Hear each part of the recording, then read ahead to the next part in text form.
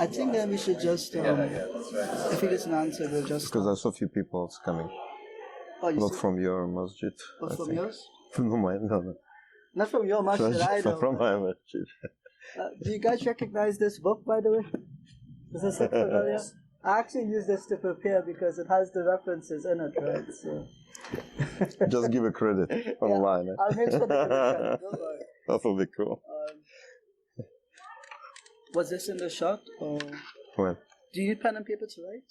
Because if you're going at each other, Oh, that's right. Yeah. Yep. Is this one of the discussions or one of the debates? Debates. No more discussions.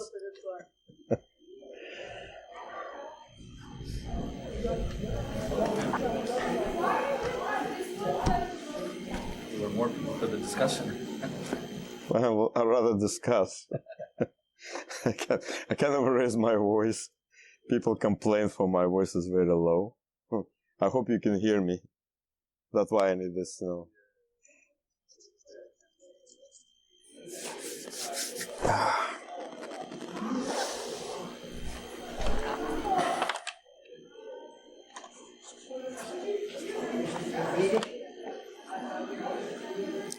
How's Imad doing? Imad. He's good. He's in Mexico though right now. Oh. His wife is from Mexico, right? Oh, okay. So yeah. Nice. Okay, that's good. Okay, let's put it somewhere here. Alright, guys, I think we might be just... Let me get the kids to be quiet. You know, kids It's a can... debate. You have to lay out the rules. Oh, yeah. Are you allowed to shout Allahu Akbar, Hallelujah, all that stuff? You have to. We've already been doing... We've already doing some... We already made about 6 debates so far? Or in the small environment. All of them yet raw footages, not yet done or edited. Unfortunately.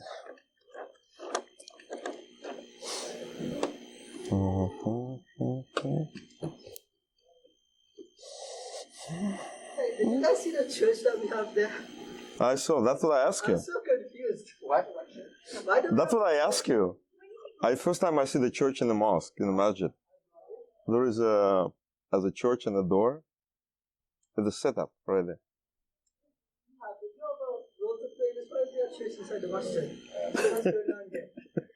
You should know that. I should know, but I don't. But, I didn't notice anything because it was raining. I didn't want to get wet. It's not about rain, it's inside. That's what I said, like, first time I see the church inside the masjid. I thought you meant like the church setup. No, the church setup there. I was so confused. I should have taken a picture. You have what do you call it? Spend sometimes at a church. So I thought maybe he stuck up the sign there or something. If anyone wants, we have copies of the Qur'an on the shelf there. It's the black ones. And I have a card inside on the page that Alex will likely be reading from, and myself as well. We have water there as well, and we have tissues in case you're going to cry from the very emotional subject that we will speak about, right?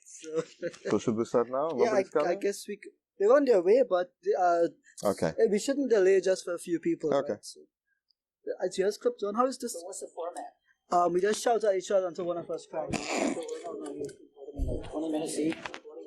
Well, whatever its presentation was. Yeah, so the way we allow it is that how many slides you've made, as long as it's not an hour long, basically, and he presents his side, I present mine, then we have like a chat between ourselves, and then the crowd gets involved as well. And it's basically who was sacrificed, either... Not just on who was sacrificed, but what can we learn from the sacrifice? What is the message behind it? How can we learn more about it, basically? So we don't just want to attack, but we also want to like learn about each other's beliefs as well. Because you guys have a lot of important foreshadowing with the sacrifice, right? So, yeah. So I'll just do the quick introduction for the camera. Yeah, let's do that. Can you tell the kids to like be quiet? Like, should we get like a air horn or something? Yeah, that will be bad. Yeah. It will ruin our the audio, audio completely. Yeah.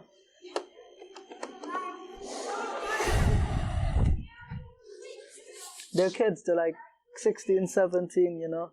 I was that age once, you know. Yes. So were you, Stephen? Yes. Alhamdulillah. No, honestly, I wish I had the strength that I had when I was 22, the wisdom I got now. But Stephen, you look like you're 22, so you're good to go. Gray hair, thinning, and Gray hair is in style. It's in style now. I'm getting wrinkles. The time that happens. Alright, so let me just Let's introduce you. go. Alright. Yeah. Okay, 1, 2, 3.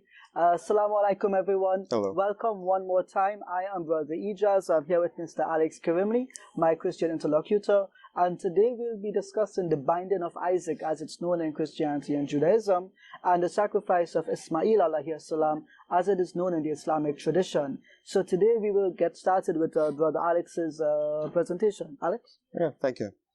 So, Christian concept of Abraham's readiness to sacrifice his son. So the story of Isaac, it starts long before the event. So I can just put sequence of events as it told. Like God told Abraham to go to Canaan when he was 75 years old. We find it in Genesis 12.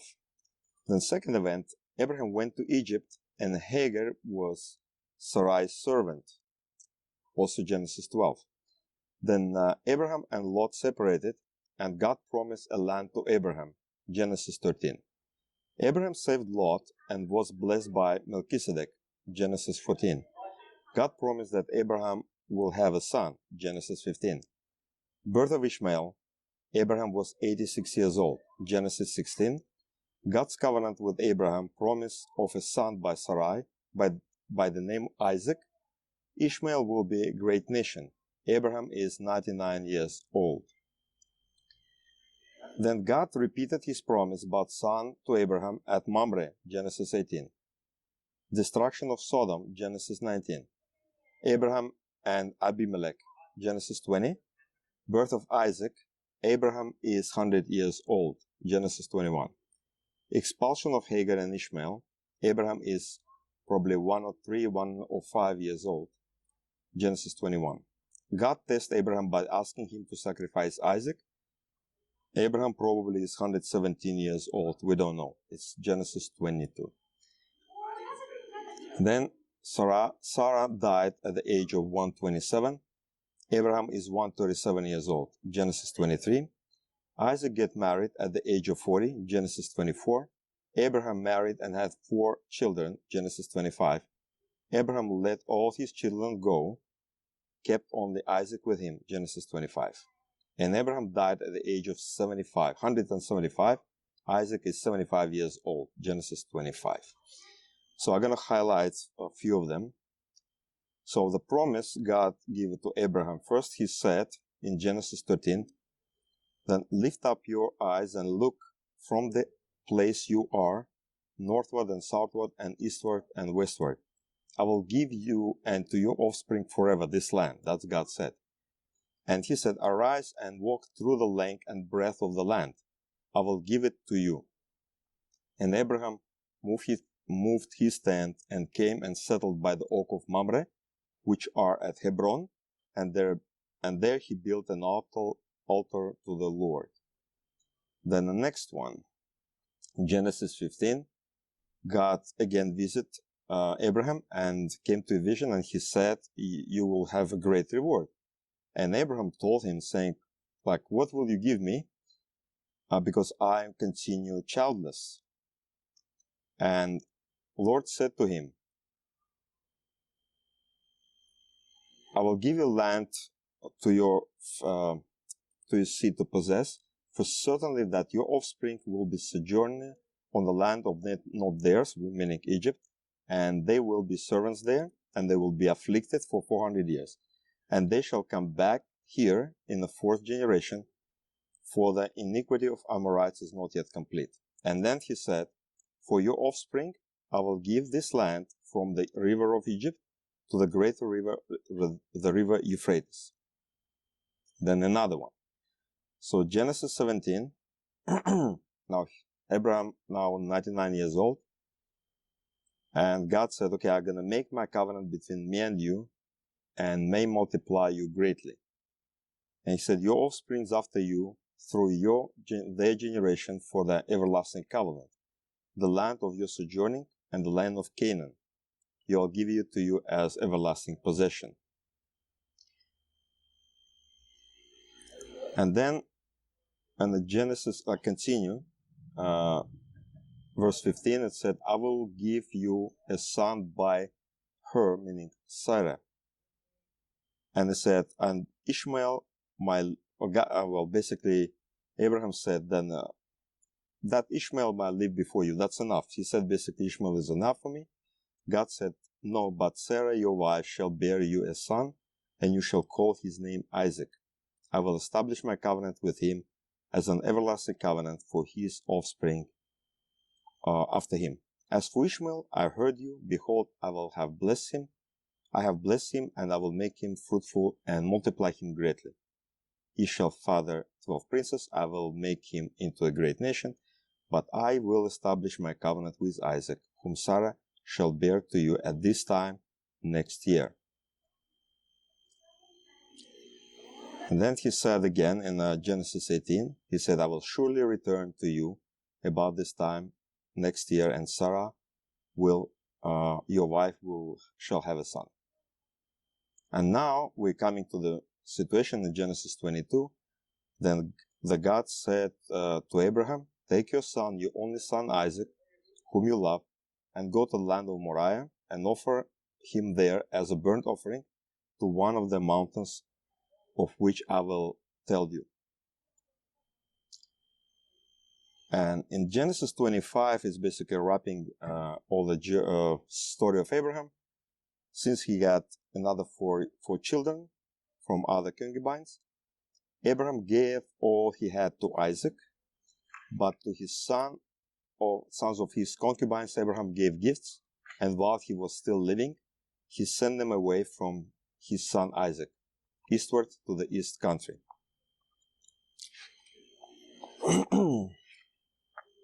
Now the situation is here again. Now we're gonna look for the binding of Isaac. So we're gonna read the entire story of Genesis 22 from 2 to 9. So God said, take your son, your only son Isaac, and offer him there as a burnt offering on the mountains of Moriah. So Abraham left early in the morning. He saddled his donkey, took 2 men with him and his son Isaac. And on the 3rd day, Abraham lifted up his eyes and saw the place from far. Then he left 2 young men down at the foot of the mountain, and they walked together with Isaac on the top. Now the Isaac was puzzled, and he asked Abraham, my father? He said, yes, here I am, my son. And Isaac said, behold, the fire and the wood, but where is the lamb for the burnt offering? Abraham said, God will provide for himself the lamb for a burnt offering, my son. So they went both of them together. When they came to the place of which God has told him, Abraham built an altar.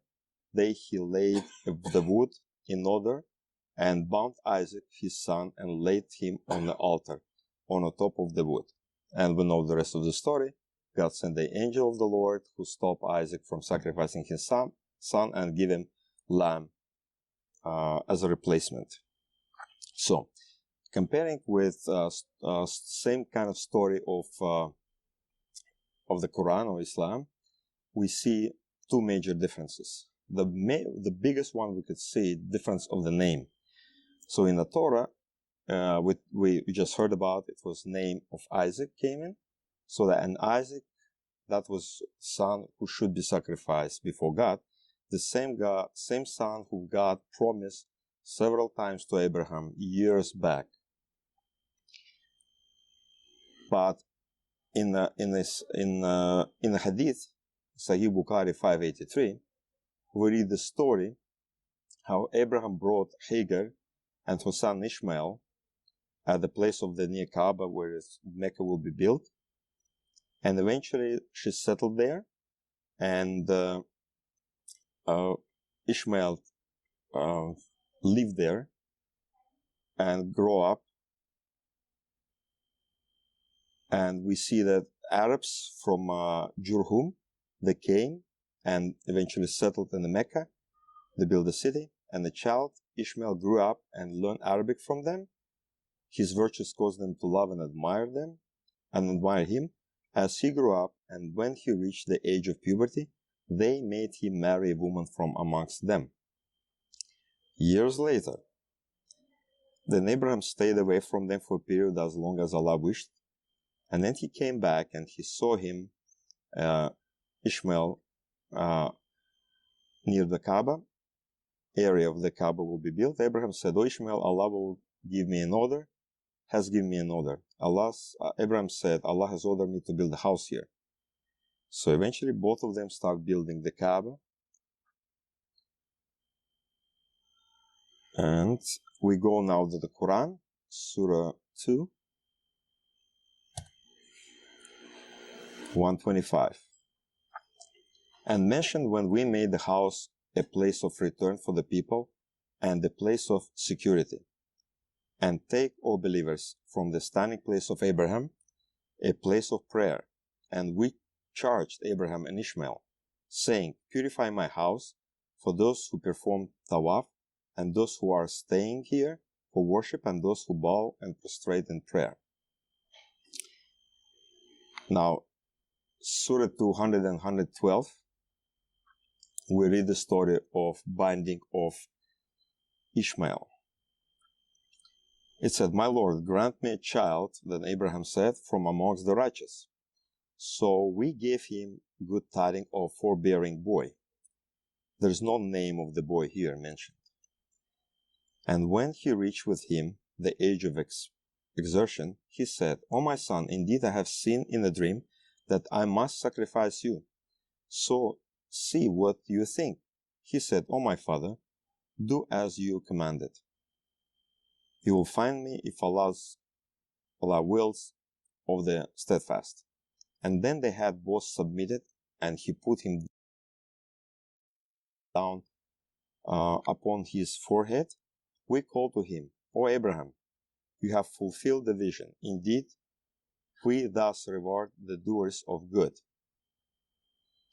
Indeed, this was the clear trial, and we ransomed him with a great sacrifice, and we left for him favorable mention among later generation, peace upon Abraham. Indeed, we thus reward the doers of good. Indeed, he was of our believing servant. And we gave him good tidings of Isaac, a prophet from among the righteous. So as we see, even the Quran doesn't mention the name Ishmael, but since after the event, he mentioned the name of Isaac as a second child, it seems that the binding of Ishmael took place maybe a year, maybe a few years before the birth of Isaac, which now is in a conflict with the story of the Torah in a timeline, not only in a name. Second major difference will be the type of sacrifice. So, we have Eid al-Adha, the festival celebrated by Muslims worldwide as a commemoration of Abraham's willingness to sacrifice his son Ishmael for Allah. And the question here I will ask, what will Muslims do with the sacrifice after they do that sacrifice, right? So, and I know usually it's divided in three parts. One part goes for the person who performed the slaughter, who donate the animal. The second part goes to friends and family of that person, and the third part goes to needy people. So it's basically charity and a food, and a celebration, or the feast, I should say. Well, that's also a problem with the Torah goes, because in Genesis 22, 2 and 13, we read as that God said, when he told Abraham to sacrifice his son, he particularly mentioned what kind of offering he should make. He said it should be the burnt offering. In verse 2, and after a ram came, and Isaac was ransomed by a ram, it said in verse 13 of Genesis 22, and Abraham went and took the ram and offered it up as a burnt offering instead of his son. Now, we have to know what burnt offering means. We're going to go a little bit forward with Exodus 29, 17 and 18, we read then, God said, when you shall cut the ram into pieces and wash it in entrails and its legs and put them with its pieces and its head and burn the whole ram on the altar. It is a burnt offering to the Lord. It is a pleasing aroma, the food offering to the Lord.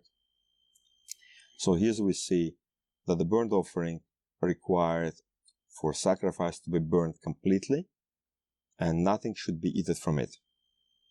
So that's exactly what Abraham was told to do. And I don't think we can suggest that Abraham was to, after sacrificing Isaac, cut his body in 3 parts and use it for something else. So he was supposed to burn the body. And that's exactly what he did with the ram. They never feast on the ram. They just kill it and burn it completely. So another thing, what we talk about sacrifice in Islam, in Surah 22:36, it said, and the camels and cattle we have appointed for you as among the symbols of Allah. For you therein is good.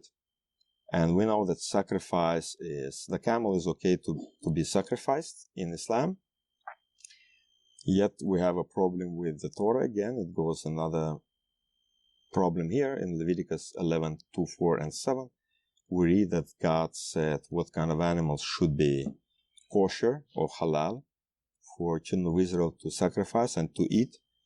And whatever parts the hoof and its claw were fooded and chewed the cud among the animals you might eat.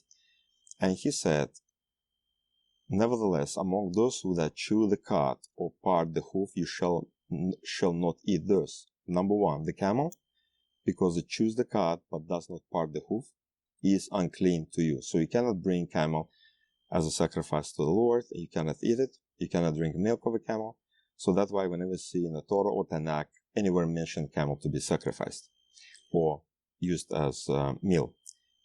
In the same chapter, verse 7, it's also mentioned the pig, because it parts the hoof and is cloven-footed, but it doesn't chew the cud. It's unclean for you. So the pig and the camel are among the unclean animals. So far we find 2 major and 1 minor problem, difference between the Torah and the Qur'an.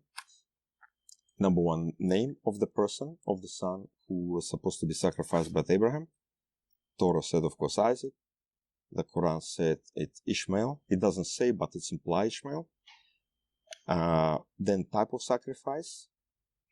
So whatever, let's say, Al-Adha festival, technically if you commemorate sacrifice of Abraham and Ishmael, you should not really eat the food of the animals, but you should burn it as Abraham was told to do. And that's what happened in the Torah, unless you think the Torah is not telling the story of type of sacrifice correctly. And the third one, just as a camel being halal for Muslims, well, camel is haram for Jews according to Leviticus 11.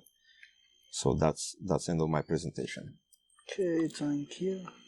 Just give me 1 sec. Let me change the source. Okay.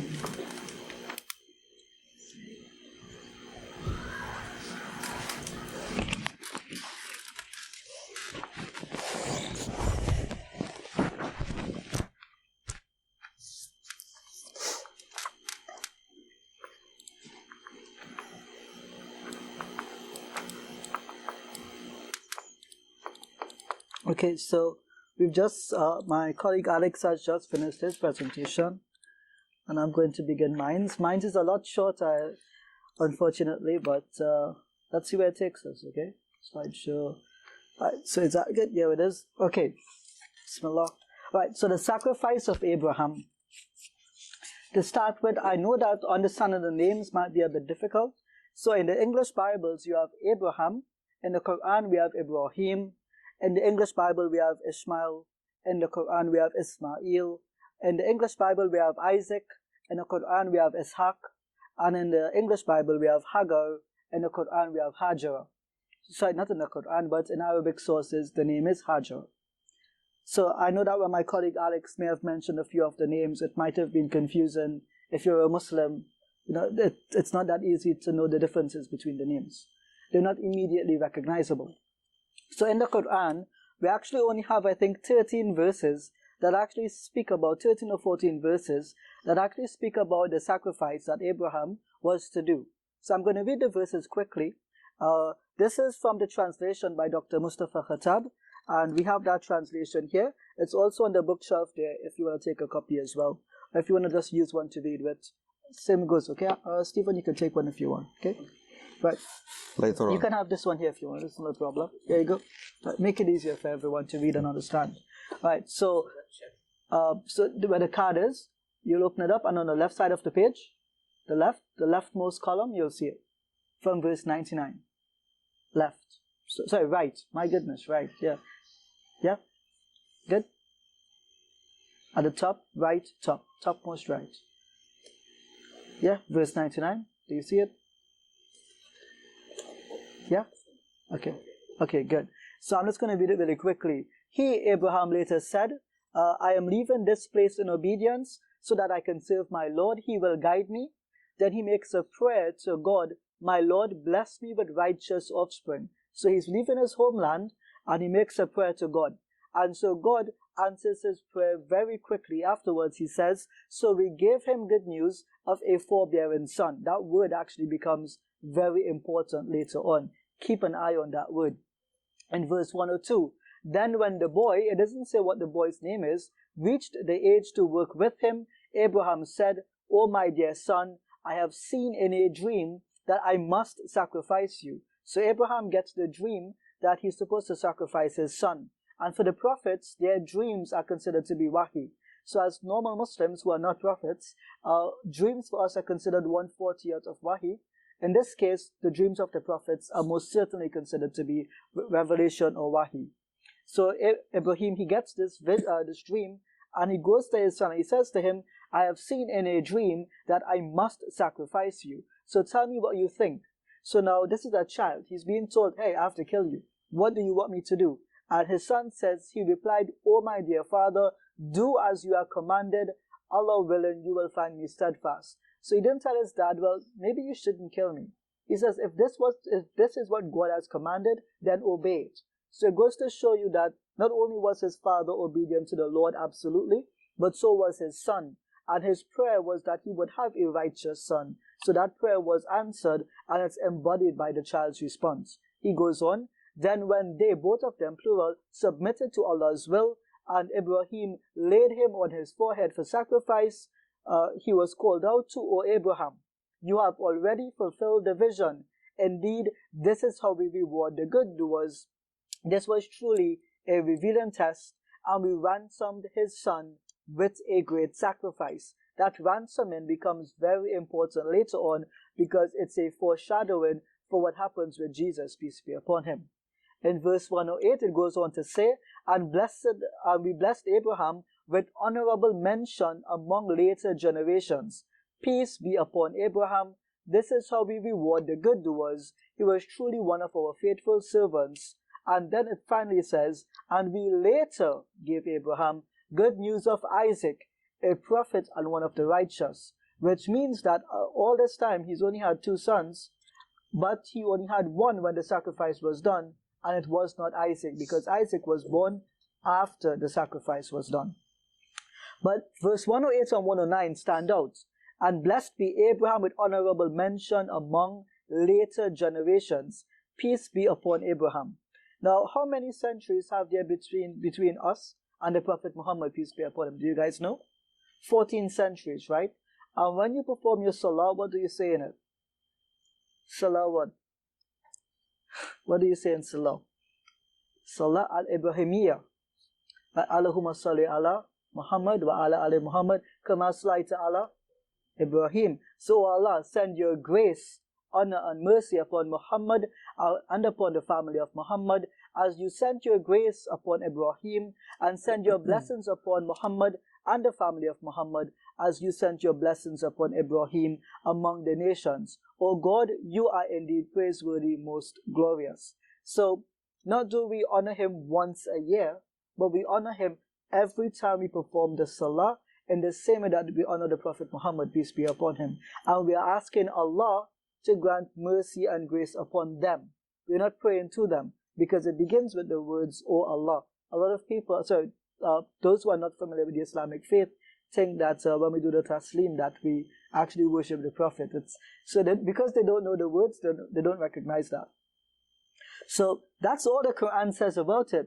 14 verses. What is the summary of those 14 passages? It says, so the Quran does not directly mention that Ishmael was the son taken to be sacrificed. However, it does state that following the act of the sacrifice, Isaac was born, which gives us the understanding that the son to be sacrificed was indeed Ismail.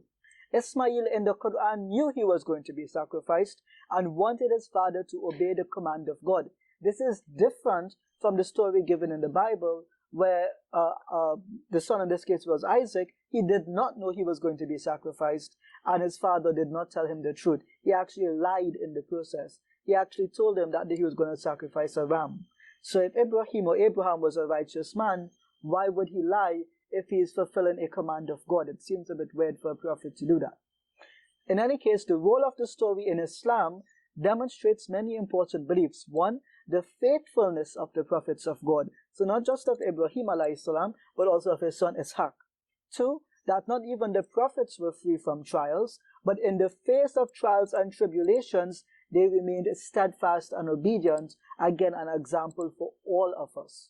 And this again mirrors what happens for Eid al-Adha or Qurbani, where people who haven't eaten for most of the year, on that day they are rewarded for their patience and they are given meals for months. So at least the mercy exemplified to Ibrahim by preserving his son, and upon Isaac by not sacrificing him, is also mirrored in that we provide for those who are lesser fortunate and they get sustenance or life from food.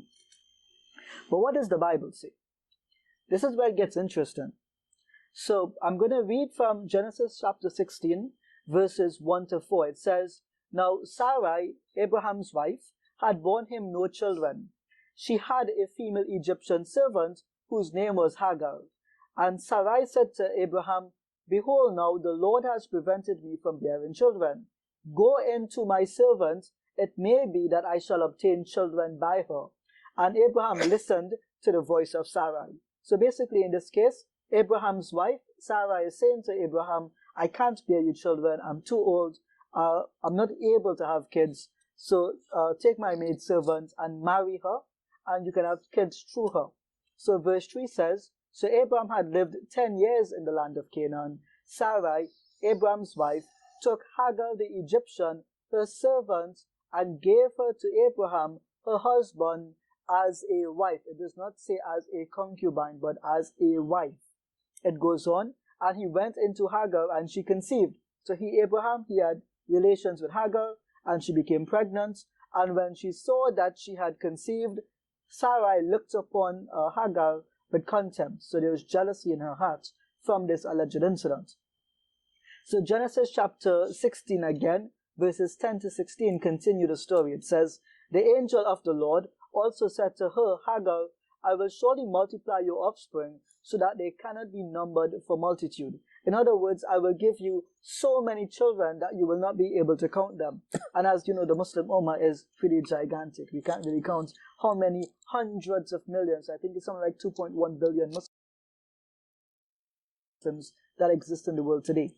And the angel of the Lord also said to her, Behold, you are pregnant, and you shall bear a son. You shall call his name Ishmael or Ismail, because the Lord has listened to your affliction, your suffering. He has answered your prayer. He's answered the prayer of Sarah as well. Sarah wanted the prayer of having a child, and I forgot the prayer of Hagar, but she wanted the aid of God, and she got it. So both of their prayers were answered in the child of Ishmael. Alhamdulillah. Verse 12 is interesting. It says, he, Ishmael, will be a wild donkey of a man, his hand against everyone, and everyone's hand against him, and he shall dwell over against all of his kinsmen.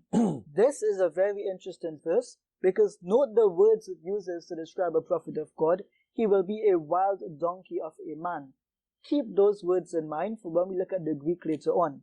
Continuing, it says, so she called the name of the Lord who spoke to her, Hagar. She looks at the Lord and she says, you are a God of seeing, for she said, truly I have seen him who looks after me. She wanted help and she was given help. So not only when she wanted water and she dug with her hands to the well of Zamzam, but her prayers were also answered when she wanted help from having to flee from Sarai, and she was given an answer directly by God. You will be fine. You will be okay. You will be given help. You are pregnant. You have a son. So God answered her prayers as well. Verse 14 says, therefore the well was called, I can't pronounce that word, it's really difficult, and it lies between Kadesh and Bered. And Hagar bore Abraham a son, and Abraham called the name of his son, who Hagar bore, Ishmael. Abraham was 86 years old when Hagar bore Ishmael to Abraham. So when Abraham was at the age of 86, he had his first son, who was Ishmael. Agreed? That's what the Bible says, not the Qur'an. The Bible says that. Continuing, Genesis chapter 17. This is verses 15 to 20. So, and God said to Abraham, as for Sarah your wife, you shall not call her name Sarai, but Sarah shall be her name. I will bless her, and moreover, I will give you a son by her. I will bless her, and she shall become nations, meaning nations will be from her children. Kings of people shall come from her. And so this is where the Solomon and Davidic line of kings come from. Then Abraham fell on his face at God saying that his wife will be pregnant, and laughed. Wait a second. And Abraham said to himself, how shall a child be born to a man who is 100 years old? If the Lord of the heavens and the earth are telling you, your wife who's too old is going to get pregnant, I guarantee you she's going to get pregnant. And if Abraham is a righteous man, he's not going to laugh at God telling him something like that. If God told me today that my Dr. Pepper, my drink here, is going to turn into wine, I'm not going to say no to that. I know that God is capable of doing that. So, yeah. But I just find it weird that Abraham laughs at God's suggestion of this. It's weird for me. And Abraham said to God, oh, that Ishmael might live before you. It continues, God said, no, but Sarah your wife shall bear you a son, and you shall call his name Isaac. I will establish my covenant with him as an everlasting covenant for his offspring after him.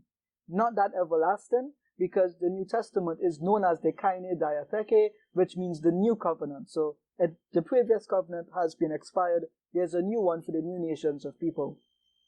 Verse 20, as for Ishmael, wait a second. So Ishmael already exists. He's already there.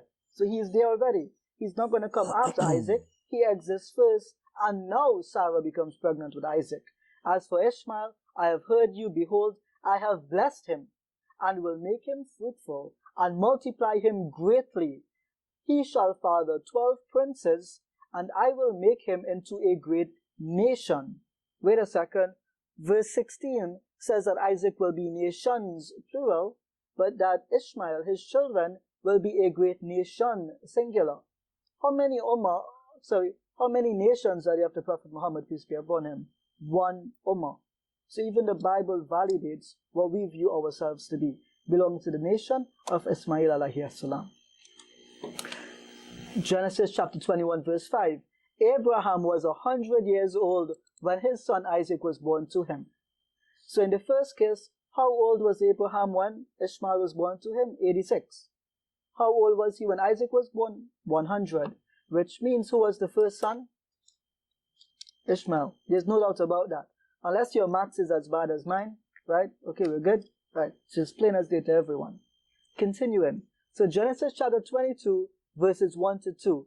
After these things, God tested Abraham and said to him, Abraham, here I am. He said, take your son, your only son Isaac. Wait a second. But that isn't his only son. We just read 6, 7 chapters of him not being his only son. So it doesn't make much sense here. Whom you love, and go to the land of Moriah, and offer him there as a burnt offering on one of the mountains of which I shall tell you. Verse 12 says, he said, do not lay your hand on the boy or do anything to him, for now I know that you fear God, seeing that you have not withheld your son, your only son, from me. Again, it cannot be his only son, because the literally 7 chapters before tell us of the 2 sons. So the summary of the biblical context. Sarai, later Sarah, is Abraham's wife, and the word wife is the exact same word used for wife as used for Hagar. So not concubine, but wife. So this is in Genesis chapter 16, verse 1. Sarai allows Hagar to marry Abraham and also be his wife. Again, the same word is used, and this is in Genesis chapter 16, verse 3. Abraham is 86 years old when Hagar bears him Ishmael, and this is written in Genesis chapter 16, verse 16. Sarah bears Isaac when Abraham is 100 years old. That's in Genesis chapter 21, verse 5. And I've put the link for the Strong's lexicon to verify what the word being used there is. So what happened to the son? Some Christians argue that the sacrifice of Isaac, well, if we allow the argument that the son was meant to be Isaac, it was not Ishmael, let's grant that argument for the sake of this discussion. Some Christians argue that the sacrifice of Isaac was meant to be a foreshadowing of the sacrifice of Christ, the chosen son. But I have a question for you all here. Was Isaac killed on that day? He was saved. He was replaced. God stopped Abraham from killing that son. The son lived. So if it's meant to be a foreshadowing of the crucifixion of Jesus, what does it mean? That Jesus what? Survives. He's ransomed. He's saved. This is supposed to be a foreshadowing of it. So it confirms the Islamic view. Continuing. Yet was the son of Abraham sacrificed or ransomed? Was Jonah alive in the belly of the whale? Were Moses and the children of Israel spared from Pharaoh, and were their children also saved? Yes, they were. So we see a recurring theme here. So the foreshadowing is not just in the sacrifice of Abraham, but in his children as well that came later on. So the theme continues, therefore, that the prophets are protected according to God's will.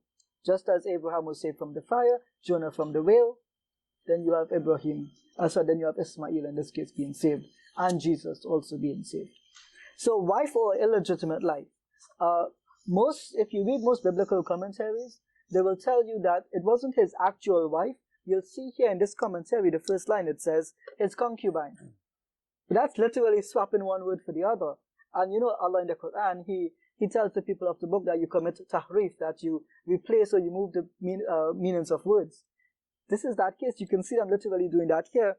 And what do they put? They don't put wife, but secondary wife. No, they add a word to qualify what the wife is. We don't need to change the scripture or anything. We leave it as it is because wife is wife, right? Simple. It actually goes on to say that God actually permitted some of the patriarchs to have more than one wife. So polygamy is permissible. It says on the the fourth line, yet it was sometimes practiced by the patriarchs, either by God's permission, who could rightly dispense with his own laws, and when and where he was pleased. Meaning that God did allow polygamy to happen, and he was fine with it.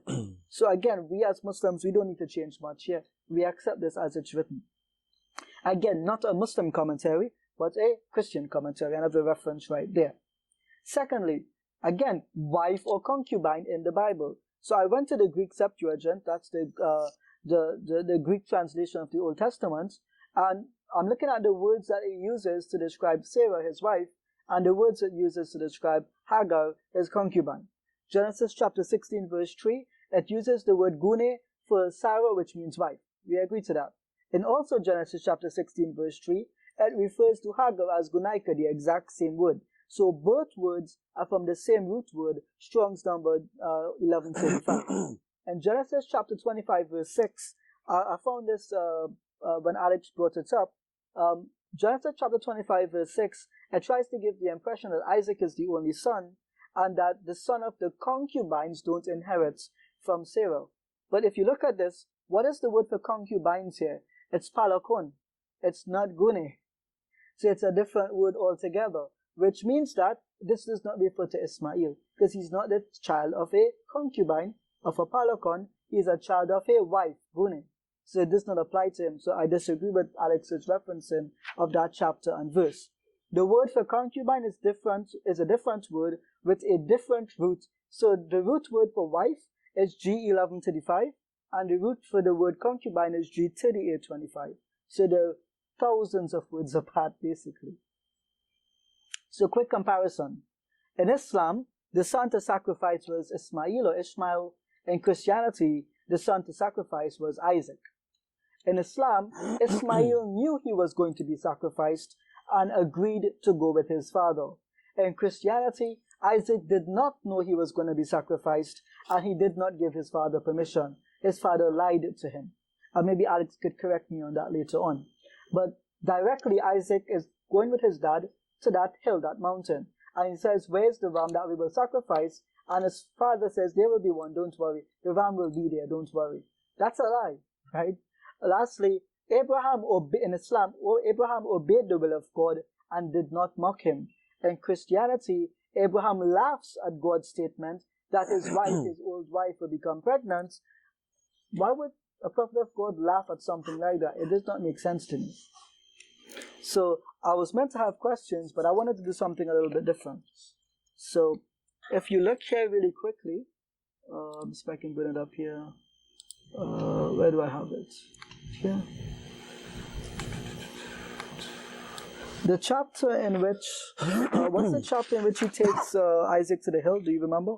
22. Okay. Genesis 22. Okay, so I'm just going to go to Genesis 22.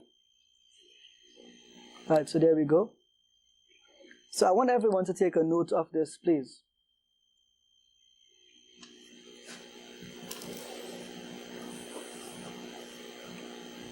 So I'm going to highlight this here. Genesis 22, verse 7. Isaac spoke up and said to his father Abraham, Father. Yes, my son, Abraham replied. The fire and wood are here, Isaac said, but where's the lamb for the burnt offering? Abraham answered, God himself will provide the lamb for the burnt offering, my son. And the two of them went on together. So Isaac has no idea what's going on. He has no idea that he's going to be sacrificed. But in the Muslim, in the Qur'an, in the accurate version, no offense, and at least we believe ours is more accurate, Ismail knows that his dad asked him, hey, I got this dream, what do I do with you? And Ismail says, go ahead, obey the will of God. Do it, there's no doubt here. And one of the things I wanted to show was that when it mentions that Ismail will be a wild donkey of a man, what's the actual meaning of that word? What is actually being conveyed there? And I believe I had it up not too long ago. Where is it here? So the word used is, if I get it here. So I don't know if you can see it. So if I click, it's too fine. Okay, give me one sec. Go back here really quickly. Wild donkey of a man is with verse again. 16:12. So if I go to 16:12, this is in the Greek Septuagint. What is the word used? So the word here is agroikos. What does that mean? Does that mean wild donkey of a man? No. It actually means him who lives in the fields, him who lives in a deserted area. And so it's actually said in Islamic commentaries that the Bedouins, the harsh people, this is whom is being referred to here. And in some commentaries of the Bible, when it says he will live apart from his brothers in chapter 16 verse 12, in the back Genesis chapter 16 verse 12, it actually says he will live to the east of his brothers. And to the east of Israel / Palestine is Arabia, where you find the Bedouins. So it actually fits quite together really well. And it says here now, he lives in the wilderness, basically. So it doesn't mean he'll be a wild donkey of a man. It means that he will live in the wilderness. And the other similar word is, he tames horses. And if you know anything about the Bedouins, they love taming horses. So again, if it wasn't a prophecy, I wouldn't have believed it. But that it fits together so well, it just makes common sense. Now, what I found interesting was that my colleague Alex, when he mentioned if you're going to honor the sacrifice of Abraham, that you don't eat the meat from it. But I would counter, when they commemorate the sacrifice of Abraham, they believe that was done by the crucifixion of Christ. But here's the thing: are you meant to sacrifice to God human beings?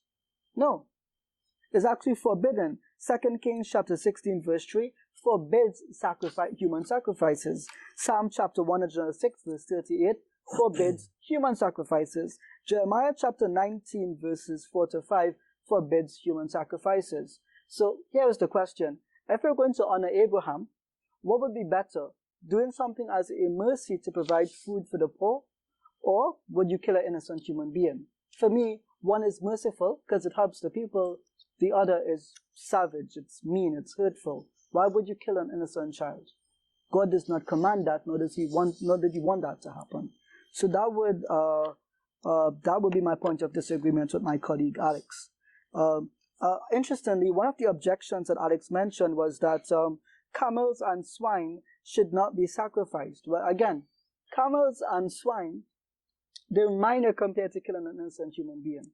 So I don't think that if you're going to reject the sacrifice of Abraham in terms of Islam, because camels are allowed to be sacrificed, then in comparison to killing an innocent human, which would be worse. If you reject one for camels, then humans, you instantly must reject that one as well. So that would be my point of disagreement. So there was a lot to unpack there, Alex. Wow, you wrote a book. Yes, a lot of notes there. So, Alex. Should we start? Yes. I think we should go a little bit, few. Yeah. So I mentioned few and then you mentioned few. Well, whatever. Basically, I'm going to do the crossfire. Do you have any questions for me? Okay, so, I have about 11 questions for your clarifications. I'm going to be interrogated, right? Well, you made it available for me. Now, number one, you insist that Abraham lied to his son, or he just didn't tell him the whole truth? Well, would you not say lie by omission is a lie? So if I say to you, do you know, if I said to you, if I asked you, do you have a son? And you tell me, you don't tell me no or yes, but you tell me, I may have. Well, either you do or you do not. If you don't tell me the correct answer, it's lying by omission. And even in law today, you perjure yourself by lying by omission. So if the government asks you a question in an investigation and you don't give them a correct answer, you omit a truth, but you don't say something contradictory to it, it's still considered a lie. So if it's good enough for the courts, it should be good enough for the threshold of our discussion. Now, I think that question was legitimate. Where's the lamb for offering? Yeah, it makes Abraham sense. said, God will provide the lamb. No, but you are the lamb. But you are the lamb. But he didn't say that, you're the lamb. But eventually what happened is the ram was provided. Yeah. So Abraham, without knowing, actually told the truth. But in that moment, did he tell the truth to his son? No, he didn't know. He said, God will provide the sacrifice. Let's say the sacrifice. But his son is already there. Sacrifice. But his son is already provided for. He's right there. Yeah, but he said God will provide sacrifice. But the son is already there. He's meant to be the sacrifice in that moment. So he didn't tell him. It's a lie by omission. That's what I consider it. Otherwise, he could bring a sacrifice with him as a lamb and fool his son, then no question asked, right? Yeah, but that's what I would do, let's say. Okay. I will bring the lamb and son, and the last moment I just sacrifice son. Yeah, but if you bring the lamb, I fool him out. But if you bring the lamb, knowing that God commanded you to kill the son, then you're playing games with God. No, I'm playing games with son. Then I fool him. There's no question asked anymore, you see? That I will do just to divert his attention. So did Isaac know that he was going to be sacrificed? Isaac didn't know, but he was kind of puzzled why we don't have an animal. But he asked we his walked son so many days. very plainly whom he loved. Abraham loved his son. Should he not tell him the truth? Well, I'm not sure if I can do that. Well, that's the thing. In that situation, right? If you want to say something, you have to use mic and turn on. Oh yeah, there's a mic, so that when people speak into it, it gets turn it on and then turn it off after you finish. Yes. What was the purpose of sacrificing Isaac in Bible? Isaac or Ishmael, or just generally? You're in the Bible. In the Torah? Just because we see how God said, well, now I know you love me more than your son. So that to see if Abraham will follow God's command to the end, to the fullness, without, deviating or not sure should I do that, because that was promised son for him. So I think that's what at least in the Torah said. In Islam, it's also a test, right? Muslims, we generally agree on that, but the test includes Isaac knowing of it and willingly saying, yes, I will go with you. Yeah. So both of them obeyed to God. Yeah. To me, that doesn't just prove their love to God. It shows that their unwilling obedience to Him. So my point, Mike. my point here is that Turn it on. Always on and then on. my point here is that Abraham thinks that his son may not submit to the will of God if he said that you will be sacrificed. It doesn't So, say. no, hold a second. Let me in the finish. Bible, it doesn't say. Let me finish. That's what I'm saying. Yeah. So, if he has a doubt about his son, and his son also I think there's a good news for his son, right? So, Abraham is suspicious about his son's obedience to God Almighty, right? Yeah, most likely. So, but He doesn't later want to he tell. became prophet. No, he didn't become prophet. Yeah, they don't believe he became a prophet. Oh, he's not prophet. Okay. No, but he's still a leader of their nation, right? He's a patriarch, but not a prophet. Okay. So Okay, what's the next question? I think let's go for the next one. Well, I think what happened is we're jumping gun a little bit, right? And the topic, it's so loaded that since we're going to have another debates, like few debates on Abraham, most likely will. it will be like unload a lot of stuff. So I was very careful with trading because I don't want to reveal something which I will only be did like repeated half again. the slides, but How my slides were a bit more. Took into consideration a lot of things. So it's, as I said, eventually all our debates will boil to one question. Is it which one is correct book we can trust, either the Torah or the Quran, or which one will be the fake news? Yeah. Coin face, right? Okay. So this one we also hopefully, God's Follow willing, up we're gonna follow up later on. Yeah, the Ishmael and Islam, that will be another debate. You can engage in it now. Well, I did that's mention it. It's big. We have to look at. But if I may ask, why does the Bible insist that Isaac is the only son? Because Ishmael was already expelled by at least 12 years before that sacrifice. Expelled. Expelled in what sense? Expelled meaning kicked out. Taken with Hagar? No, Hagar took him and walked away. You know that difference, right? Yeah, I know the difference. That's right. So Genesis 21, we have Hagar and Ishmael walk away from Gerar to Bathsheba and have Zamzam and Bathsheba. And chapter later, which, as a matter of verse 20, Genesis 21 is also speak about Ishmael growing up and marrying. So we talk about many years passed by. And in Genesis 22, we have now Isaac going to be slain. So we know for sure he is like at least 17, if no more, no older. So that's why at that moment, Abraham didn't see his son Ishmael for, let's say, 12 to more than 20 years. But it's still his son. Yeah, but he doesn't know where he goes. Yeah, but it's still his son. Yeah, but God said, okay, find me Ishmael, could you please, and bring in sacrifice. Okay, where did I find it? Wouldn't God have guided him to, if he wanted to do that in that case? Maybe God, okay, here's a problem. No, not a problem. If you look at the Bible, we have, from Genesis, where it is. Do you want to put yours on? Yeah, I think I'm going to just put this one on. You got to switch the... Yeah, I'm going to switch it. If you can go over the source and put in a comp 1 port on the far left button. No, go up, yeah, here, yeah. Go to computer 1, arrow, yeah. Yep, enter, center, yeah.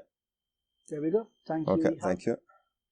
So here we have, that's why let me go from here, slideshow.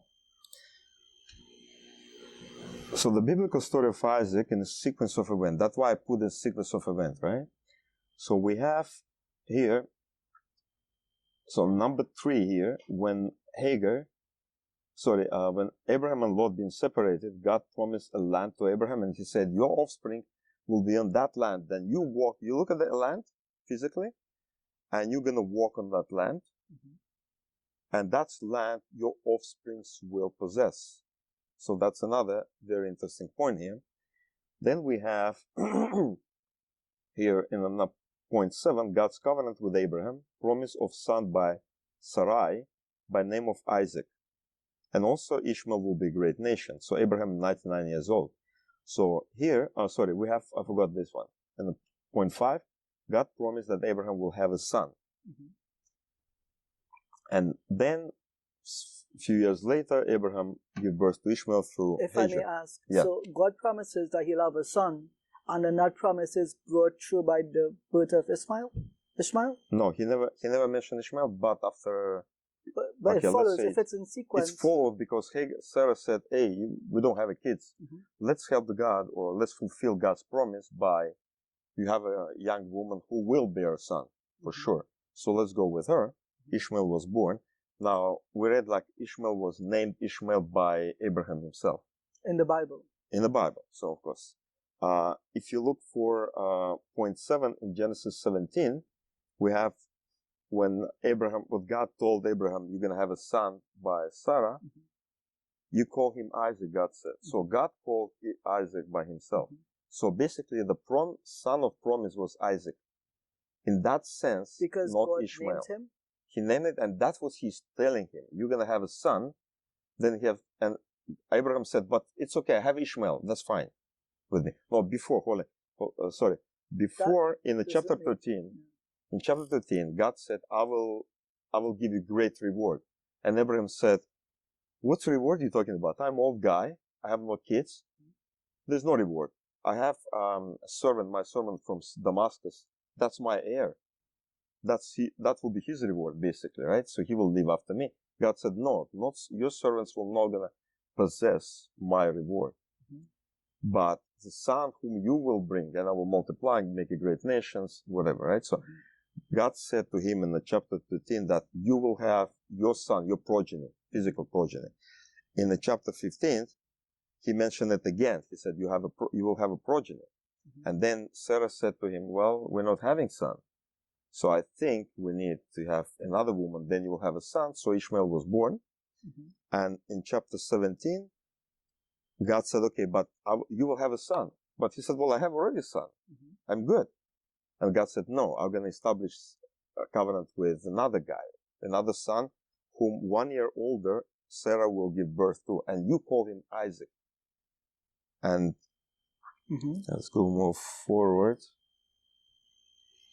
And he repeated the promise again in Genesis 18 about Sarah will have a son. Now, twice he said, Abraham, Sarah will have a son. Sarah will have a son.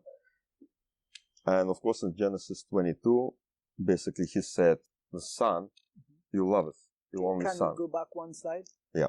So, if God says, he says to Ijaz, you will have a car. And tomorrow I walk outside and I find a BMW. I will consider that promise to be fulfilled. So when God says you will have a son, and then immediately after a son is born, out of a way that Abraham did not expect, then to me that seems as if he's clearly saying it's been fulfilled. By him also going on to say that you will have another son, it does not remove the fact that that previous son was already born. That's my first point. My second point, where you mentioned that Abraham could not sacrifice Ishmael because he would not have been able to find him, that point does not stand strong to me, because if he's saying sacrifice your son, God determines which son to sacrifice. Abraham will go and find that son. So it does not make sense to me, because he's not there, he wouldn't find him. I'm just saying, the son was with him, that Isaac, and he loved the son Isaac. But he loved them both. But God promised son Isaac to be his son of promise. There's another thing, because you remember God said, look at the land around you, and you walk length and breadth of land. That land will be into your generation, your progeny will possess. What land of Ishmael possess? Arabia, most likely. Okay, so it's land outside of the boundaries of the promised land. But we don't know what boundaries Abraham walks. Well, he said we know. Allegedly. I don't believe I'll tell you why. Because in the Islamic version of events, to put it this way, if I could articulate myself properly, does the Sinai include what he was promised as his land? No, because he said you're going to walk Okay. that land, and in the Bible, he never walked south Okay. to Sinai. He was in Okay. Egypt, but that's only place Mhm. he visits shortly, and he will always walk in the area of from Gaza to Dead Sea, that kind of area in the bottom, maybe Hebron. So he's because not it said walking Hebron. north. He's not walking north. He walked from the north, but I don't remember if he walked somewhere, but Hebron is mentioned, at least. So it's he's kind not. of, He's not further north then. I don't think so. I'm not Okay. sure. Well, then that wouldn't. Well, he walked wherever he correlates. walks. I mean, Yeah. it's not necessarily he walks exactly in the land of But that's state the of point. Israel today So we have. I'll right? give another example, And right? Miss Gaza. So I'll give another West Bank. example, which is, have the Muslims ever ruled Jerusalem? When Muslim, yes. Yeah, they of have. course, yeah. So technically, that would mean that Yeah, his technically children you can did say, yeah. rule the land. Did the Muslims ever rule over Gaza? So that does fulfill that promise. In Mhm. that sense, it does. Yeah, we can say it many, 1,000 years later. It doesn't But- have to be thousands of years later, but it's still part of the ruling. But also he said, your generation will come out from Egypt Uh-huh. and they will possess the land 400 years later. Mhm. That exclude Ishmael. It does So exclude that's what him. he's talking about, generation or progeny, I should say. Yeah, but it doesn't exclude the possibility that more of the children could occupy it, couldn't it? Well, Because in one case, if you're saying that when Abraham didn't mention to Isaac that he was the lamb, that wasn't a lie by omission, then you may also have to accept, because he didn't mention that Ishmael wouldn't get the land, that he's not omitting Ishmael from ever inhabiting the land as well, using your own logic.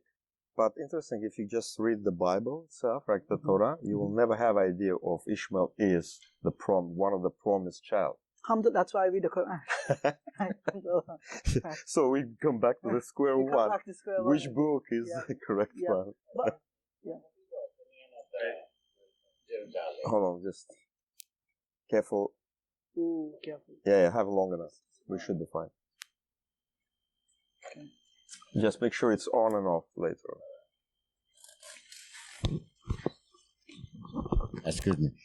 It's working? Is the It's, mic on? it's on? Okay. Yeah. What is the opinion of the Bible about the Jerusalem? About Jerusalem. Jerusalem, which sense?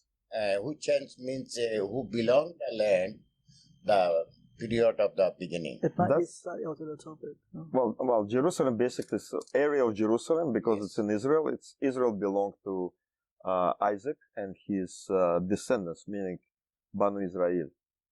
That's what we say. It's not belong to Christians per se in that sense. It's talking about physical sons of Abraham through Isaac. Okay. No. Before the Isaac, who occupied the Jerusalem before? Before, Eh, or different groups of people. different Which, kinds we of call it people. Canaanites. We call it Canaanites. Palestine. Oh, well, Palestinians not so much as Canaanite. In the Bible, at least. You want to say something? No, one group Yeah. now, till now, they asking, Bible say God giving them land. It is God gifted land. Mhm. How far Bible say about it? Bible, what is the Bible opinion? Well, Bible opinion, land of Israel belonged to Israel. From Isaac. So Abraham, Isaac, Who Jacob. first put the feet on the Jerusalem? Who is the one? Who's put what? Feet on the Jerusalem. The what? I'm not sure who put. I don't know. I don't understand. No, the question. who come to the Jerusalem first man? I don't know. Yes. Yeah, I'm not, Slightly out of bounds itself. a little bit. Yeah. It's hard to. I don't Understand. think we. Yeah, maybe I have to. Yeah. Maybe rephrase it differently. 1 second. I think he's trying to ask who's the No. first man to ever enter I've- Jerusalem. With David, we know that David conquered Jerusalem eventually. Yeah, well, he conquered it. Wouldn't mean he's the first one to it. No, but Okay. definitely somebody else was living Yeah, there. probably. No, Musa alayhi salam came first, occupied the land by the getting from the order to the God, right? Or no? What's the name? Moses. Moses? Yes. Well, first it was Abraham was there, and then Moses came with the Bani With his Israel. tribes. Yeah, 12 tribes. Yeah. 13 tribes. Then how God gifted them?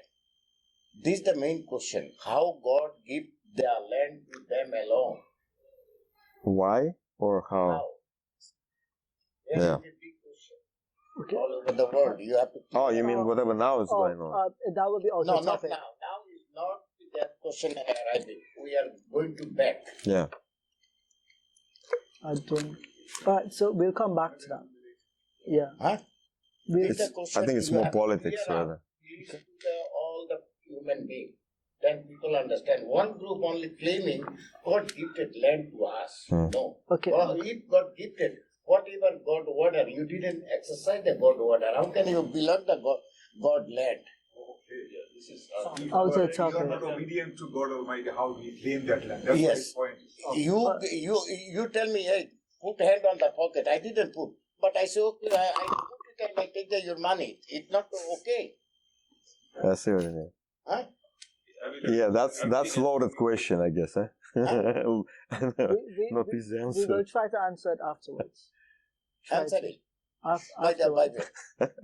From the Bible, God say. Yeah. Then we are clear.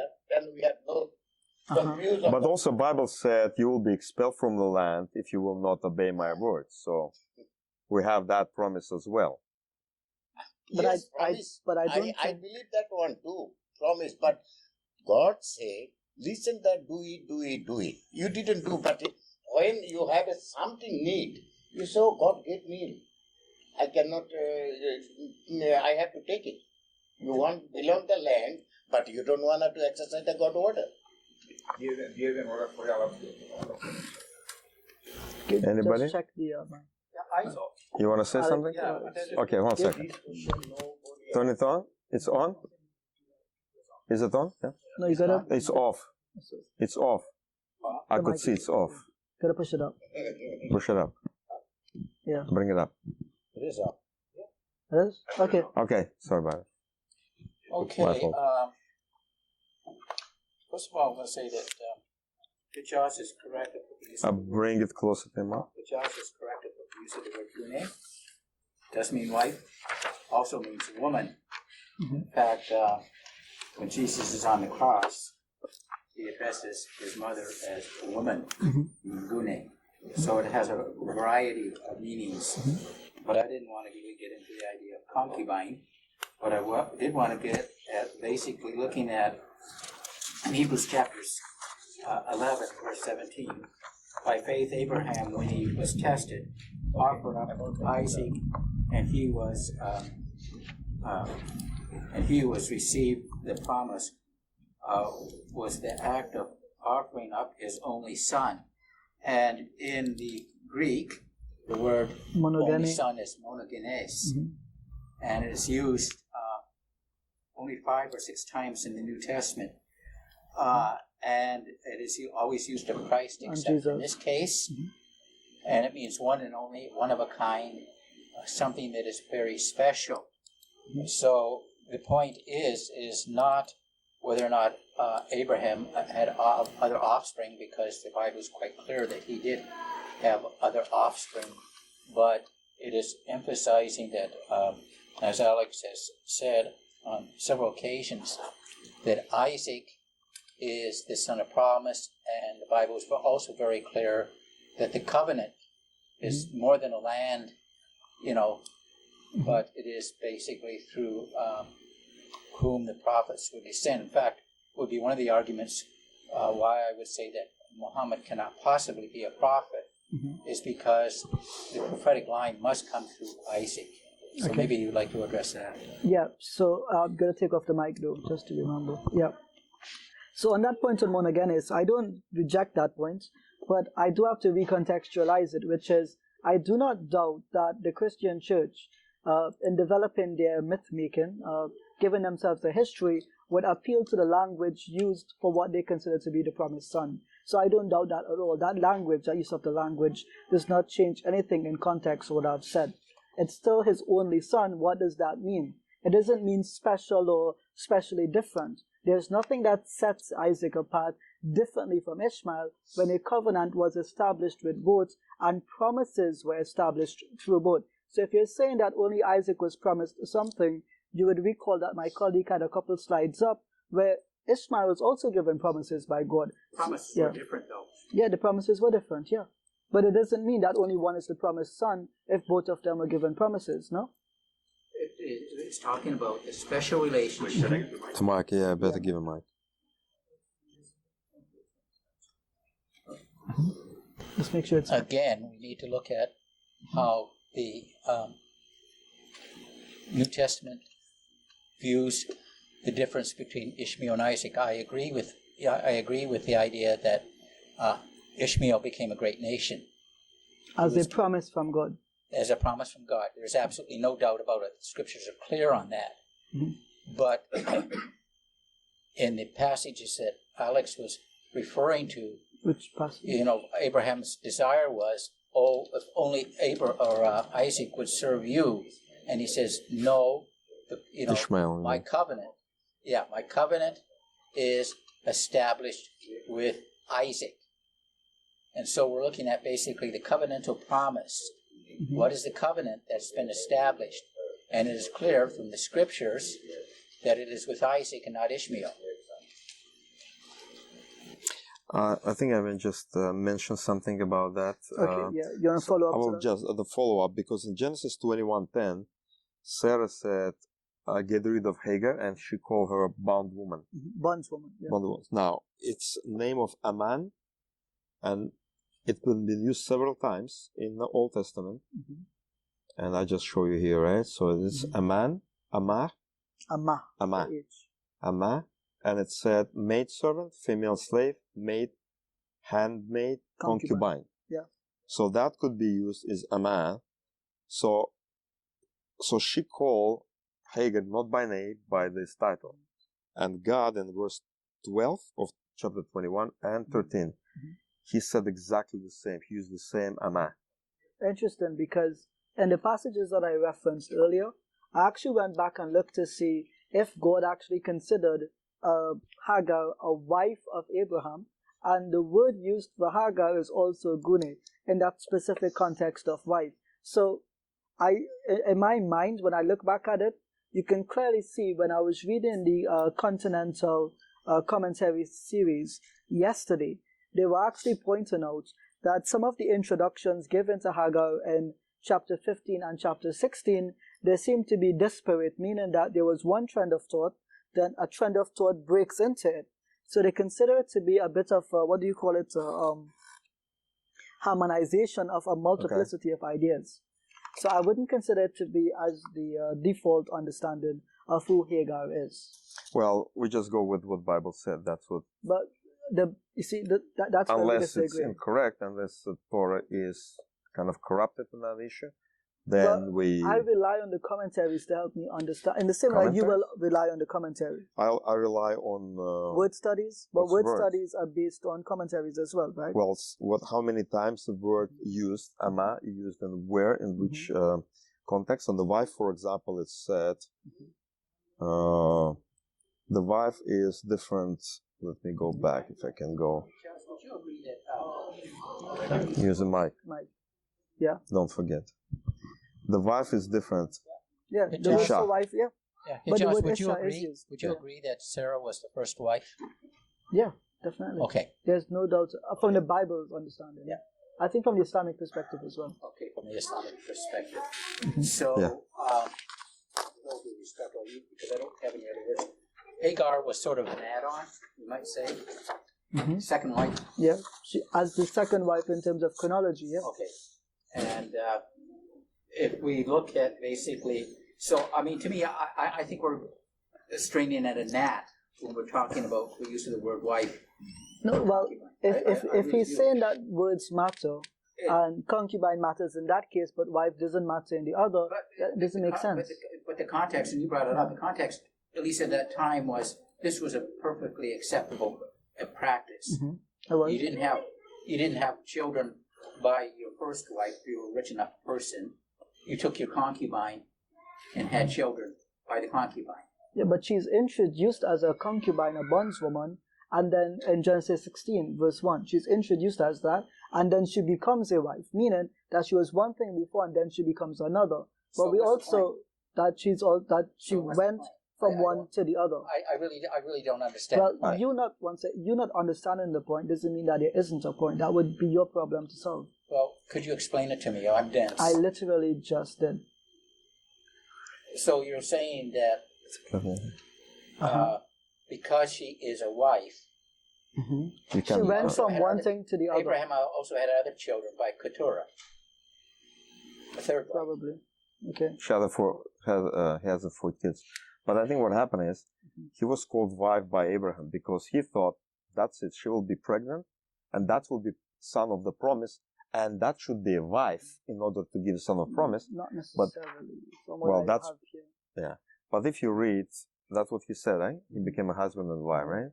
And gave her to Abraham, As her a wife. husband, as And a a wife. wife. So, So- Sarah also yeah. considered her to be his Because wife he as said, well. okay, if it should be legitimate son, your progeny, it should be legit. Let's make a marriage. If I may That's it. ask you, Yeah. there's in any of these chapters, so from chapter 15 to chapter 25, does it ever refer to Ishmael as an illegitimate son? No, of course not. Doesn't. So then why did you insert that word there? What word then? So when you were speaking Illegitimate? about Ishmael, yeah, No, you what I said, said is not promised son as other 4 sons by Keturah and another woman after Isaac was married. We have this in chapter 2, Genesis 25. We have a story of Abraham marrying with his another concubines. two concubines. But are And they have ever, kids. And they are said they the ever kids. referred to as Gune? I don't know. I didn't check No, it. they're not. We're gonna I check. checked. Yeah? I made sure to check. Okay. Okay. So let's move on, otherwise we'll never. Yeah. Make sure the mic is on. Yeah, okay, it's on.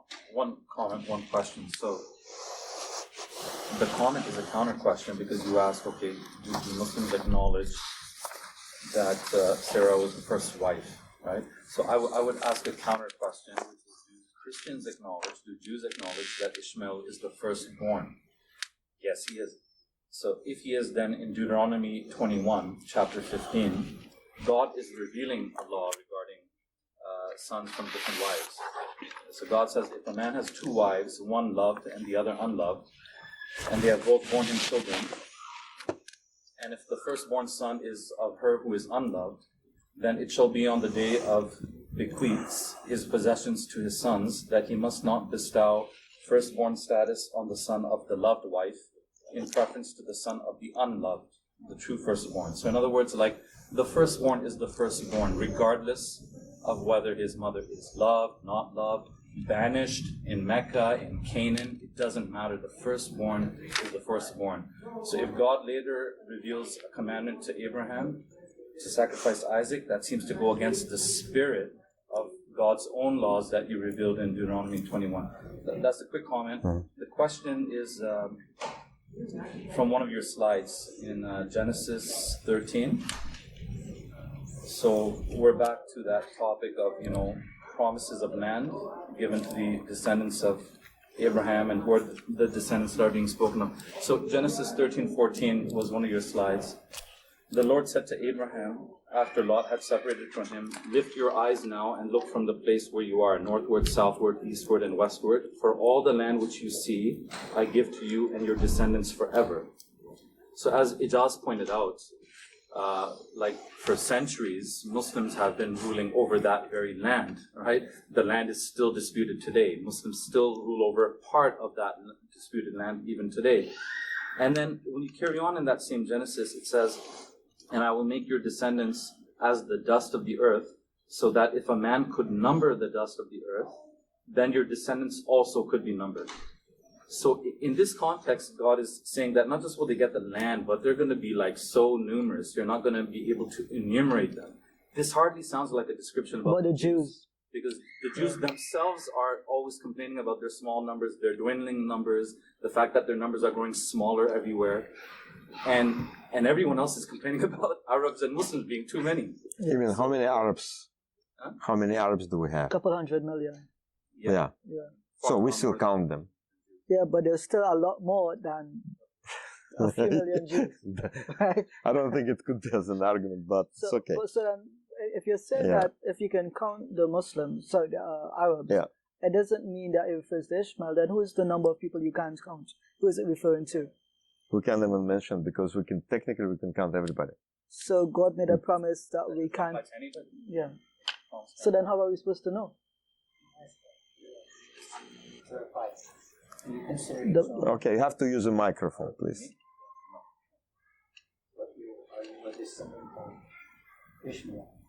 I'm a spiritual descendant of Isaac and Ishmael. Exactly. Exactly. No, okay. No, I just wanted to ask a question because Arabs make up a minority of the Muslim population. Most are Asian, Indo-Pakistani type, Indonesian. Many more of those than actual Arabs. Yes. And you said you consider yourself, which I would agree, spiritual descendant. And we talk about also, you have that same concept in the New Testament that who are the seed of Abraham, those who are in Christ. And so they're spiritual descendants with it. I think part of what I find missing here, for me personally, is understanding these promises as being fulfilled in Christ and expanding out.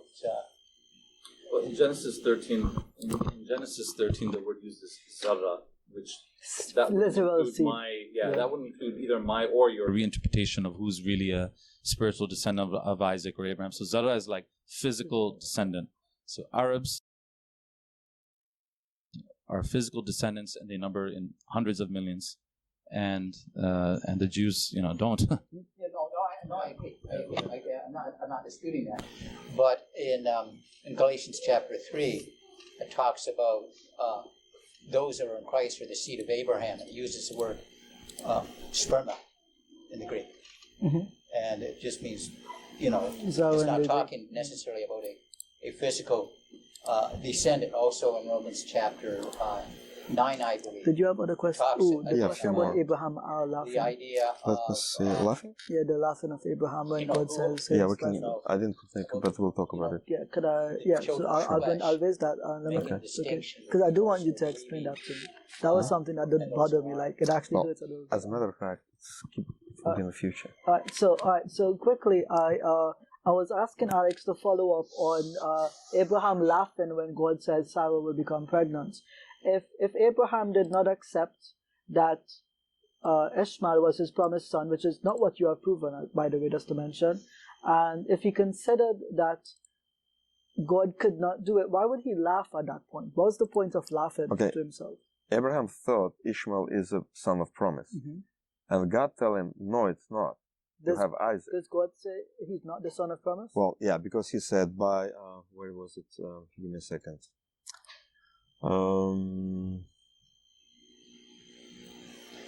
It's in the chapter. Let me see.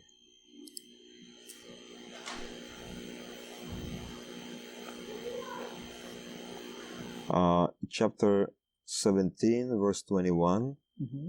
Well, 20 it said, "As for Ishmael, I have heard you. Behold, I have blessed him, and I will make him fruitful and multiply him greatly. Mm-hmm. He shall father 12 princes. I will make him into a great nation." 21. "But I will establish my covenant with Isaac." Mm-hmm. So that make Isaac a son of promise, mm-hmm, rather than Ishmael in that sense. So Ishmael was blessed, no doubts about it, and the blessing been at least 3 times. Okay, but verse 13 says, "Whether born in your household or bought with your money, they must be circumcised." Chapter 17. Oh, okay. Yeah. "My covenant in your flesh is to be an everlasting. Whether mm-hmm, born in your household or bought with your money, they must be circumcised. My covenant in your flesh is to be an everlasting covenant. Any uncircumcised male who has not been circumcised in the flesh will be cut off from his people. He has broken my covenant." Do the Ishmaelites circumcise? Yes. Right, so then they belong to that covenant. Well, if, let's say, somebody will start circumcising, mm-hmm, call whatever name. But this is in context of Ishmael. I know. Ishmael was circumcised. But so the covenant was established with Ishmael. Well, everybody is with Abraham, not with Ishmael. So everybody in his land, even his servants and slaves who could come from Egypt. Yeah, but you're saying that a covenant was not given to Ishmael. But I'm saying he literally says, that sign of covenant will be circumcision, and it's with Ishmael. To Abraham's house, and everybody male. Yeah, but in the context, it's also speaking about Ishmael. So what? Yeah, but we talk about it was Chapter slave. 17, So verses slave 30. was also any slaves being circumcised. Mhm. Yes. It says that whether So born in your all house or slaves. born. Yeah. So all slaves being circumcised. So it does belong that the slaves also have a covenant. Yeah, under that meaning, yeah. These guys now, I mean, who belong to Abraham at that moment, Yeah. does it mean that slave who goes back somewhere, let's say, I don't know, France, just for argument's sake, and now the French people decided to be circumcised, so they were the children No, of that's the not my promise. point. I'm saying that when it speaks about who has a covenant with Abraham and God, it says that my covenant in your flesh is to be an everlasting covenant, and that covenant is to be circumcised. If they were circumcised, it means that God has put a covenant with them. No? Well, it's in that sense, yes. Yeah, so definitely. then you can't say that one was given a covenant and another was But not. God said when all of himself, them now were- we said, but I will give a covenant Yeah, an with additional Isaac. covenant to Yeah. Isaac.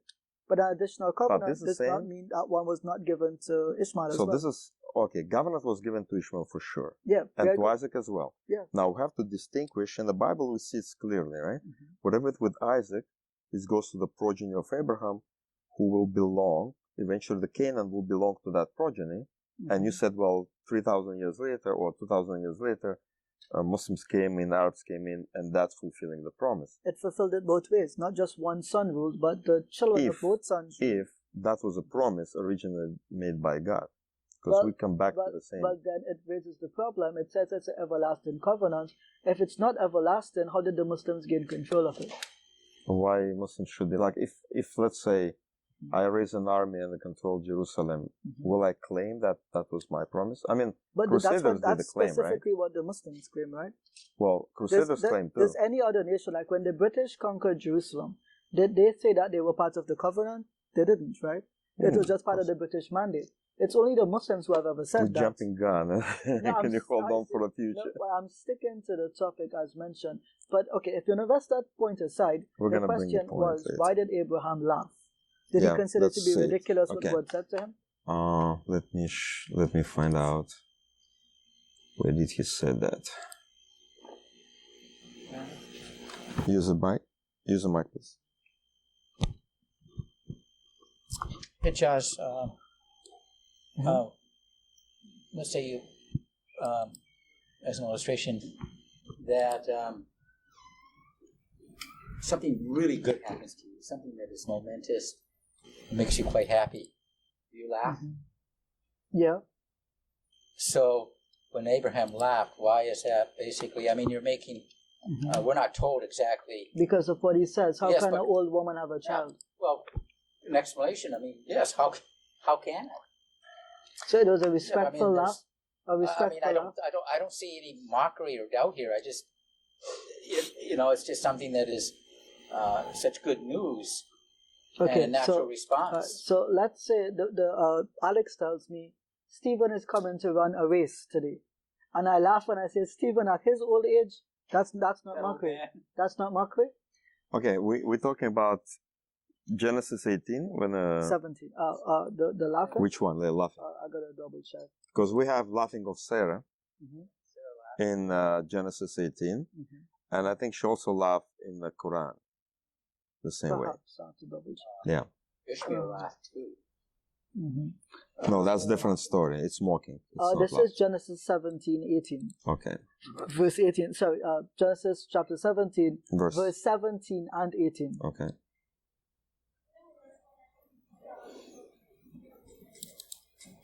Abraham fell on his face and laughed and said to himself, Shall a child be born to a man who is 100 years old? Shall Sarah, who is 90 years old, bear a child? Yeah. So that's why, and after he said, and Abraham said to God, after he laughed, have good fun, he said, He's having fun. all that Ishmael might live before you. So he said, no, definitely it's not for me. Like, I know what you're talking about, right? Because suddenly I think what we have to say, Because the context is context is, God said to Abraham, as for Sarah, your wife, you shall not call her Sarai, but Sarah shall be her name. I will bless her, and moreover, I will give her a son by her. I'll give you a son by her. I will bless her, and she'll become nations, kings of people shall come from her. Then, after hearing that, Abraham laughed to himself, saying, no way, I mean, like, really? She'll give a son, and now I'm already old. She was 86 when he fathered Ishmael. Now he's 100. Sarah is 90, and she said, no, probably not. That's why he said immediately after that, oh, then Ishmael will live. I mean, God, we have Ishmael. It's good enough for me. And God said, no, but Sarah, your wife, shall bear a son. So the context dictates that he found the statement laughable. He find this unbelievable. Let's say this. I agree. But why would he consider something that God doing unbelievable? Well, do you think people should always consider something? No, Maybe. well, if God... Sure, like, we tried for how many years? What happens if the angel of the Lord comes to Mary and says, you will be with son, and she's like, me with a son? Okay, really? No, that doesn't make sense. That seems negative. Well, she said, doesn't it? No. Yeah, but she didn't laugh. That's the point. She didn't laugh in mockery. She just said... Okay. Well, it doesn't say mockery. You're reading into the text. I like how you're confused reading by the microphone. into the text that this was a laughter of mockery. And we don't see any of that basically when we look through the life of Abraham. Okay, you don't see that, but consider he lied to his son, and then in the context of this... hold on, just calm down. I'm given a pattern of behavior that is discerned by the text itself. So it's not changing the context, it's within the context of it. Well, I would disagree on your second point. You are free to disagree, but omission by lie is still a lie. I want to be calm here. It's kind of like... You're reading into the text and not allowing the text to speak for itself. Okay, well, I'll give an example. It's like if I went to a park, for say, and I said to some kids, why don't you come, we're going to have some fun, and then it turns into, repeat after me, Jesus is God. That to me, again, is a lie by omission, and I think you would know something about that, no? Exactly. So let's be kind and charitable to each other, please. Thank you. I'm trying. Yeah, continue. Okay, one thing I should have put on the screen, but I didn't make a choice. I make a chart.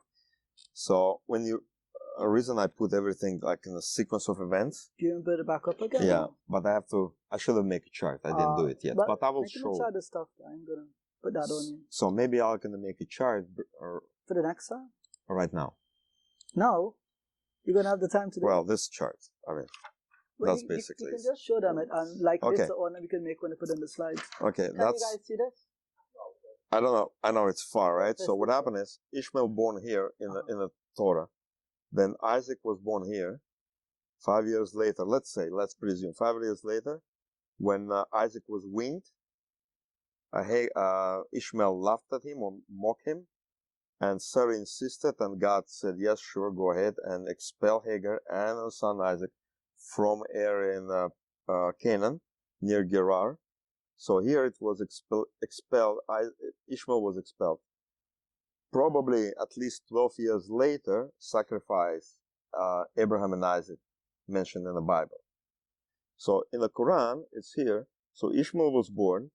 Ishmael was been sacrificed here. Then Isaac was born. Oh, by the way, I forgot that Ishmael was expelled.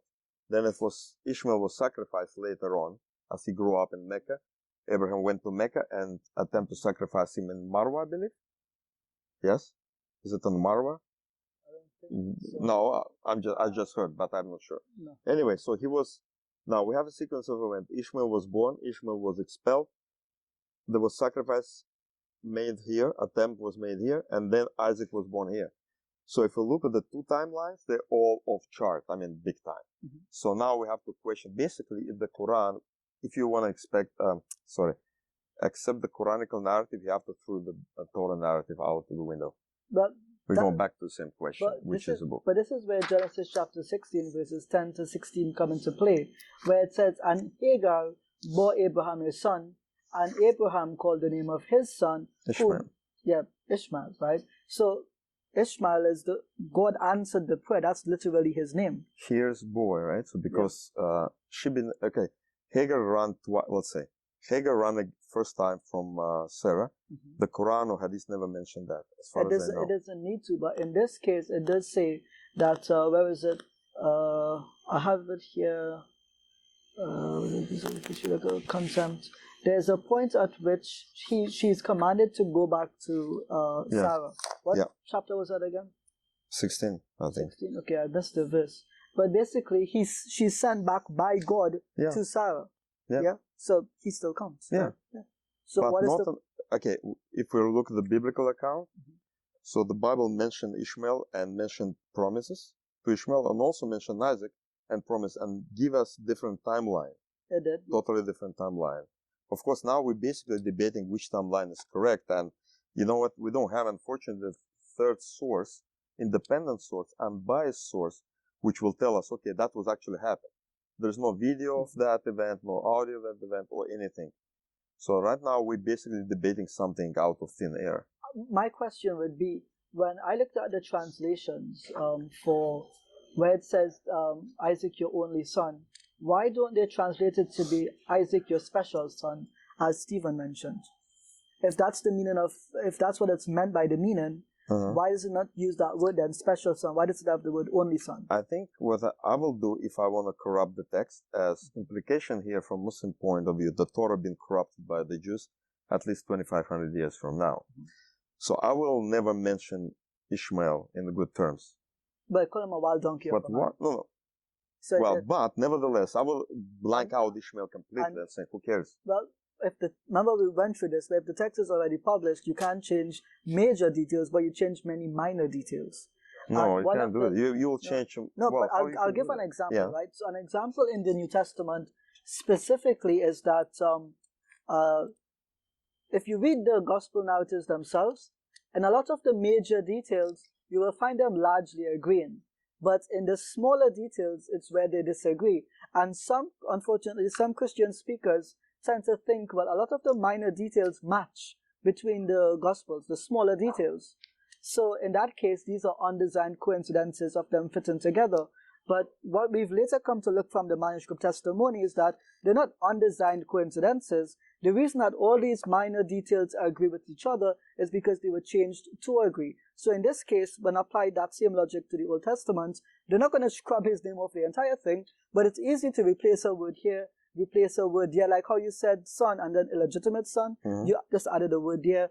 Where you say wife and then you put secondary wife, not second wife, but secondary wife, you change little details here and there. It gives that impression that this person is hated, not liked, despised, etc. So you don't have to change the major details and erase his entire name. Just a little change, bit. Yeah, a little bit here, it's enough. It's sufficient. So do you think name Isaac, it was embedded in then? In chapter 22, the name of Isaac was embedded? Written in. I don't want to say yes or no because I can't remember what I read last night, so I don't want to say I don't want to be dishonest and say yes to that. Okay. Although I would like to, but I don't want to. Again, just as a reminder for Muslims as well, the commentators of the Qur'an, there's a debate between them. It could be Isaac that was sacrificed, or Ishmael. To them, it has no significant implications. Where the implication comes from is where we differ with Christianity. However, I would have Judaism. Well, specifically with Christianity. Right now with Judaism, because you have to convince rabbis. Then it was Ishmael, not Isaac, and the timeline in the Torah is not necessarily. Correct. But one of the things that stands out to me is where it says that this is an everlasting covenant, and your children will inherit this land. And Muslims did eventually inherit the land. And I would have to say that that's meaningful, because had Ishmael's children just lived on the boundaries, never set a foot into it, kind of like let's say like the Chinese, for example. If the Chinese ever took Jerusalem, that would be meaningless to us. But that one of the children who is part of God's covenant with Abraham inherited that land, it makes sense to me. It really does. Problem is, I have to hold myself. We're touching such an amazing few points, which I'd like to talk later on. So it's kind of hard for me to speed the beam. Let's do this then, because it's been 2 hours since. So the time is almost up, or it's up already. So if anyone has any last words to say, I mean, that's in a good way, by the way. If anyone has any last contributions, now is the time to do so. Stephen, you got any? No, I'm No. finished for now. Okay. Right. So that. Yeah. This is interesting. It's been a long flow. Yeah, I mean, quick comment is that I think Ijaz covered it already. Is that like even in order to sell fake news, right? You have to use some real news to base the fake news on. So if it's well known that Ishmael was the firstborn, that his descendants are there, they're in Mecca, they have their own Abrahamic tradition, they have their own monotheism that they're carrying on. So that has to be accounted for somehow. So to write them out completely out of existence doesn't make sense. By that logic, then I could say that, oh, okay, if I was an imposter prophet forging a new revelation, I wouldn't even mention Jesus in it, or Moses in it, or Isaac in it. But you know, even in order to sell fake news, you have to have some real news in it. A couple of times you mentioned that the chronology of all these events in the Qur'an wouldn't match with the chronology of these events in the Bible. So the question is, does the chronology of the Bible match with the chronology of the Bible? Because when Ishmael is banished, and this is a big controversy, even Jewish commentators have commented on it, that Ishmael is often treated like as if he's a baby. You know what I mean? Like Abraham just hands him over, you know, to Hagar. Hagar just, you know, puts him down there in the bushes, you know. But Ishmael would have been a teenager by the time Isaac was born, and by the time Ishmael and his mother had to go, according to the biblical narrative. So why is he being treated as a baby? So there's a problem in the chronology within the text of the Old Testament itself. And there was one more question. So we'll so that you'll come again when we will revisit topics. I want Stephen to come back, so that everyone to come back. It's winter, right? It's in the winter, so we're gonna be. So we're gonna have like 10 hours of debate. It's usually on Saturdays, but we might transition to a Wednesday or a Thursday because for reasons. Just give up Red Bull instead of the water bottle. No, but I think that was the plan. No, that was the plan. Right. All right, guys. So we're gonna wrap up here. Thank you for joining us this week, Alex. Thank you for coming out. It was a pleasure. Always. It's nice to have Stephen again. I haven't seen him for 3 years. Haven't seen Sadat for like 1 day, but it's all good. Assalamu alaikum. Bye, everyone. Bye bye. Right, we're good to go? Yeah. I hope that recorded properly this time. Yeah, let's. Did you say I could have this? Yeah, you can. That's my card in it. What? Yeah, okay. So you can call me. You can call me. Yeah, yeah. You're working here. Yeah.